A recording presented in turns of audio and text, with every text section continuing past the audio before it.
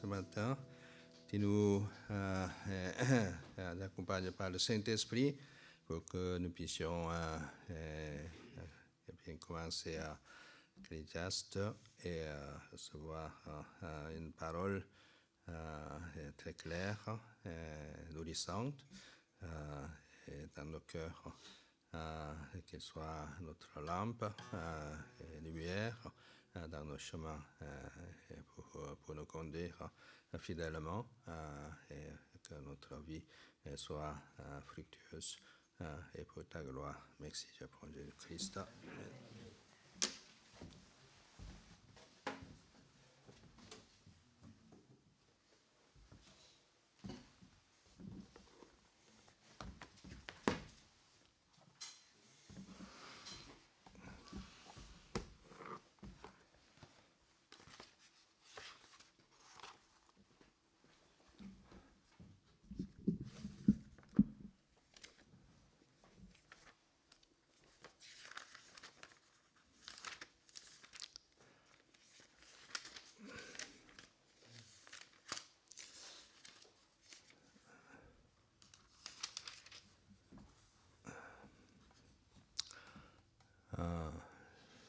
Ecclésiaste, chapitre 1, verset 1 à 18. Parole de l'Ecclésiaste, fils de David, roi de Jérusalem.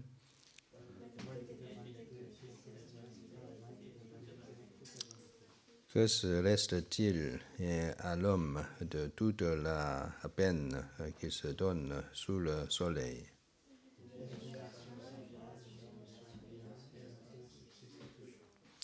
Le soleil se lève, le soleil se couche, et aspire à retourner, il aspire à retourner vers le lieu d'où il se lèvera.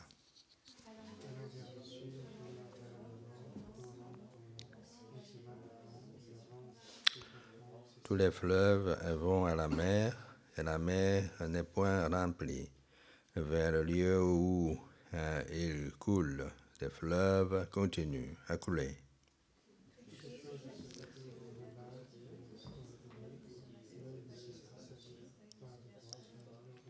Ce qui a été, ce qui sera, et ce qui s'est fait, c'est ce qui se fera. Il n'y a rien de nouveau sous le soleil.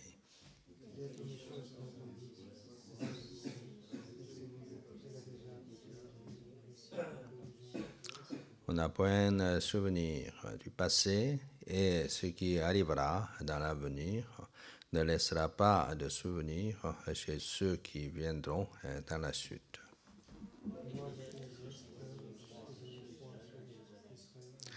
J'ai pris à cœur de rechercher et d'explorer par la sagesse tout ce qui se fait sur le ciel. C'est un souci fastueux que Dieu donne aux humains comme moyen d'humiliation.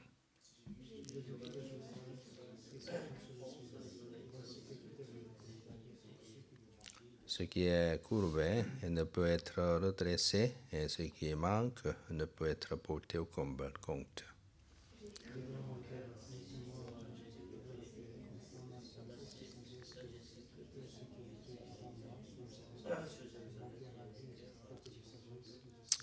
J'ai pris à cœur de connaître la sagesse et de connaître la démence et la folie. J'ai reconnu que cela aussi est poursuite du vent.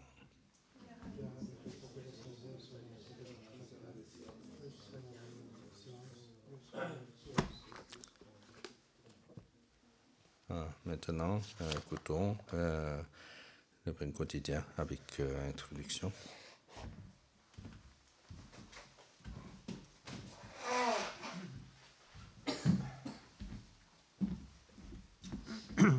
Bonjour.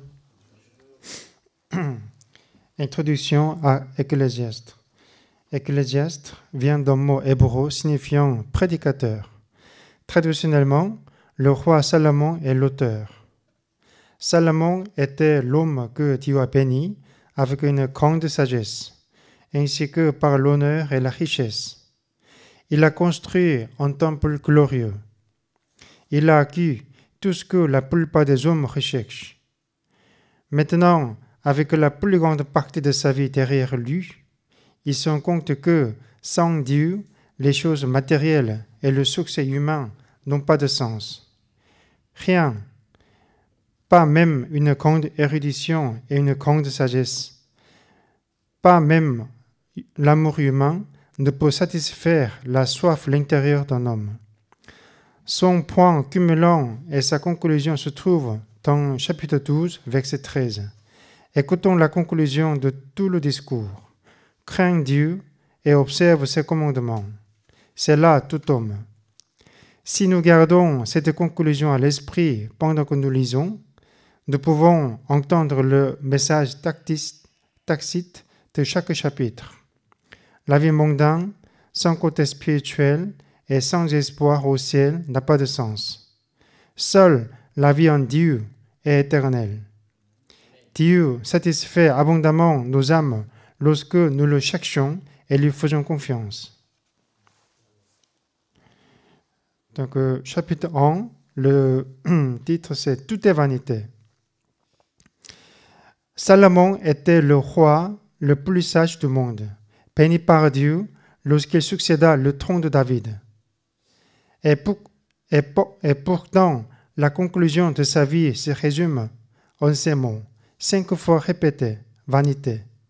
Pourquoi? Première partie, vanité des vanités, du verset 1 à 11. Quand on regarde le monde dans un point de vue humain, on voit que l'homme fait des efforts pour rester en vie, avant de retourner à la poussière. Rien n'est jamais satisfait. L'œil ne voit jamais assez. Rien ne semble avoir de sens. Il n'y a rien de nouveau sous le soleil. En effet, c'est ennuyeux de vivre sans sens. Mais Dieu a créé le monde et il y a le travail toujours. Il a commencé l'histoire humaine et il la terminera. Le peuple de Dieu vit l'histoire de Dieu. Nous avons un sens et un but. Deuxième partie, courir après le vent, du verset 12 à 18. Certaines personnes pensent que beaucoup d'études combleront le vide de leur vie. Ecclésiastre a étudié dur, mais a constaté que la sagesse et les connaissances qu'il a acquises ne lui ont pas donné qu'un fardeau plus lourd. Mais Dieu nous a créés pour sa gloire. Nous pouvons trouver un sens qu'en lui.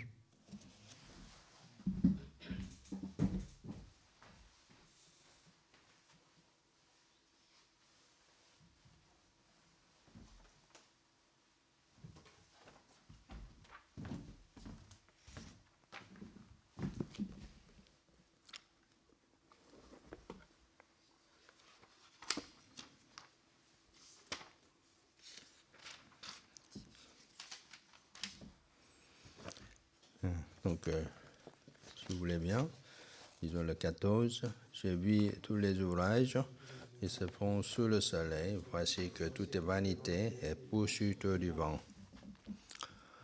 Donc, vanité des vanités, tout est vanité.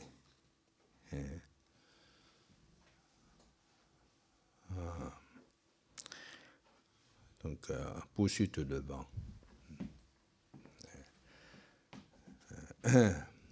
Donc,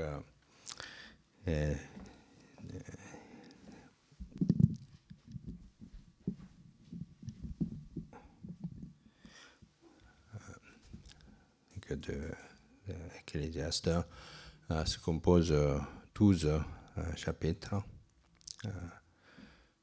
12 chapitres. Et puis, divisé en deux. Premier 6 chapitres, ensuite second 6 chapitres.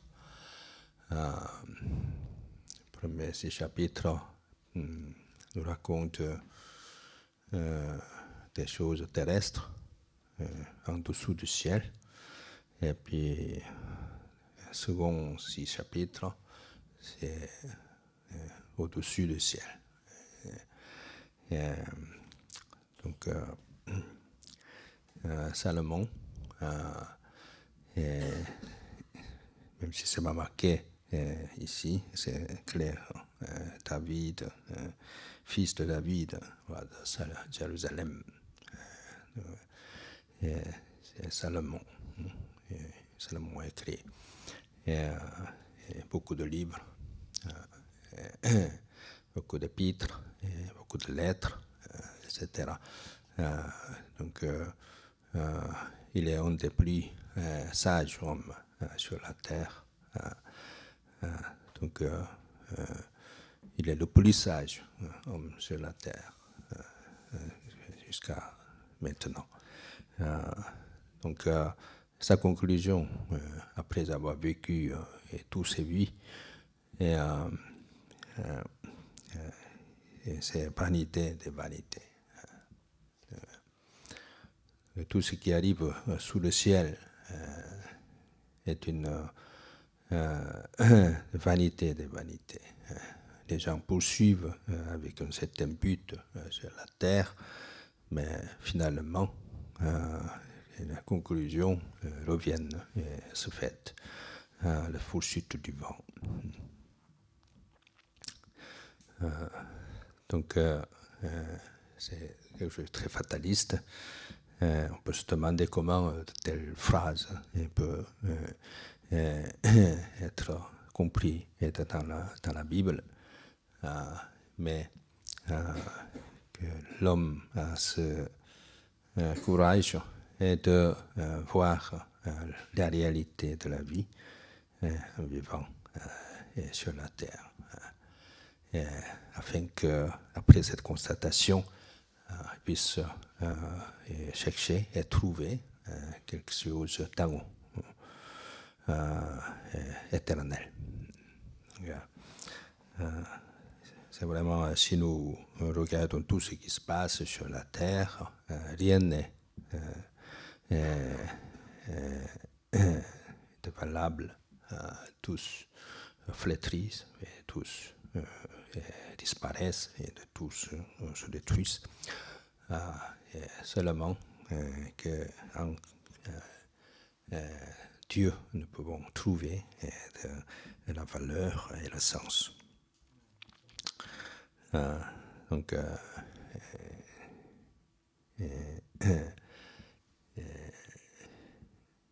le verset 6, 9, ce qui a été, et ce qui y sera, et ce qui s'est fait, et ce qui se fera, il n'y a rien de nouveau sous le soleil. Donc, tout est déjà fait depuis la génération, que ce soit fait il y a 1000 ans, que ce soit sera fait dans 10 000 ans, et sera toujours même type, topologie. Donc, nous devons ne pas mettre de l'espoir sur les choses visibles et terrestres. Et ça tourne tout le temps. Vanité de vanité, c'est un des mots plus usités dans la religion bouddhique. Donc, les arbres fleurissent et puis flétrissent chaque saison, printemps et automne. Alors on se lamente en disant pourquoi ceux qui sont partis ne reviennent pas. Et donc la philosophie est sortie, c'est qu'il y a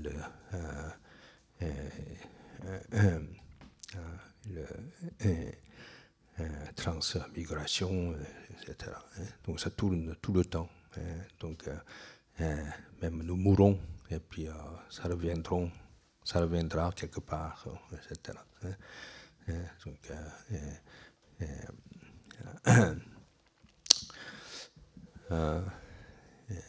quelque chose de nouveau qui existe sur la terre, cela n'existe pas. Mais si nous étudions la Bible, nous pouvons trouver qu'il y a toujours de nouveau. Dieu envoie le Saint-Esprit pour que nous puissions découvrir quelque chose de nouveau. Et puis laisse une histoire de Dieu pour la future génération, etc. Il y a deux chapitres dans Psaume qui ont été écrits par Salomon, 127. Le premier verset nous dit que si vous construisez,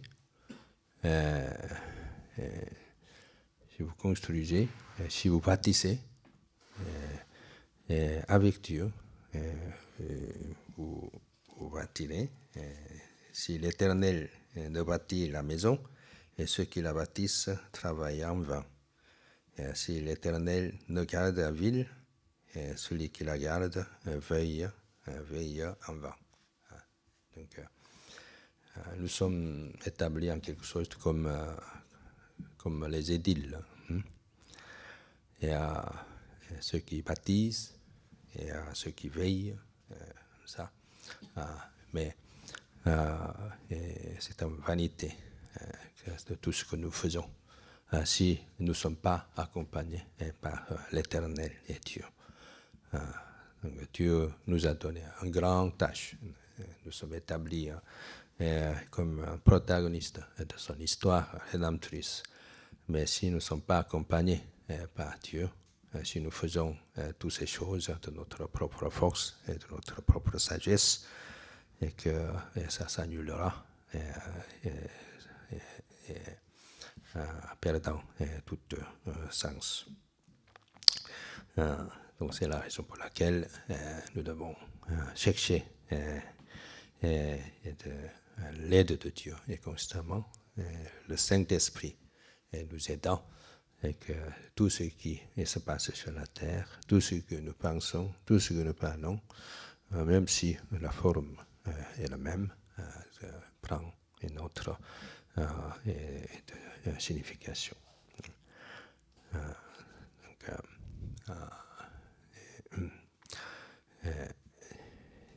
Donc je vous exhorte que dans le trou ou dans le roue de la vie qui ne cesse de tourner et sans cesse, et qu'au lieu de tomber dans le fatalisme de penser, et que nous devons toujours renouveler notre intelligence et par l'aide du Saint-Esprit, et que nous puissions créer une nouvelle histoire de chaque jour.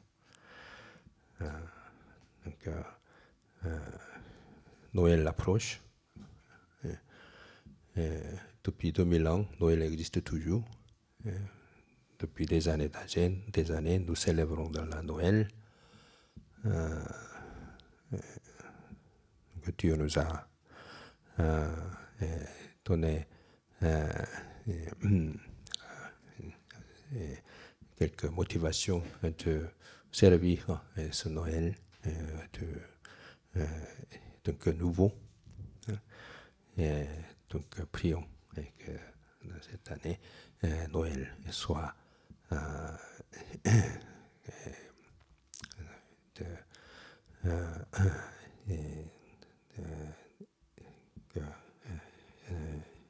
quelque chose de nouveau pour nous. Jésus-Christ, qui est né sur la terre il y a 2000 ans, nous visite nouvellement dans notre cœur. Le formalisme pour lequel est toujours répétitif, c'est quelque chose de très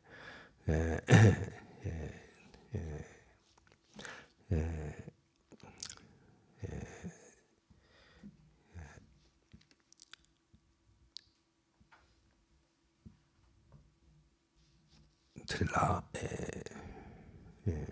inspire.